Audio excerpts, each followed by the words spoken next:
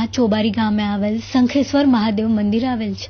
મંદિરના પરિસરમાં પાંડવોના વખતથી યજ્ઞકુંડ આવેલ છે।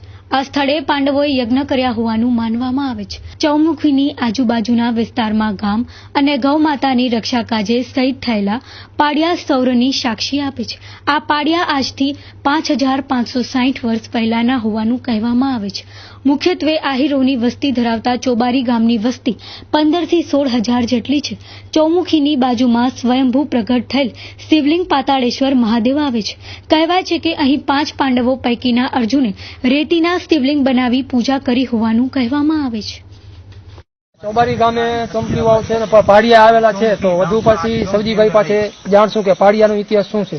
હવે પાડિયા વિશે હું તમને કહીશ કે કચ્છ કલાતર જૂનો હતો એની મત મુજબ આજથી લગભગ 472-74 વર્ષ પહેલા આહિર સમાજ જ્યારે વરજવાણી છોડી અને દેવપર આવ્યો અને દેવપર 13 વર્ષ રહી પછી ચોબારીમાં જ્યારે આહિરો વસ્યા ત્યારે લગભગ લડાઈ ઝઘડા જેવા સમાચારો લોકોને મળેલા હતા, જેના કારણે આ વસ્તુમાં આવ્યા અને વળી લડાઈ ઝઘડો શરૂ થયો અને 752 પાડિયાઓ છે। એમાં આહિર છે, રબારી છે, એમાં કાઠી છે, દરબાર છે, બધી કોમના લગભગ પાડિયા આવેલા છે 752।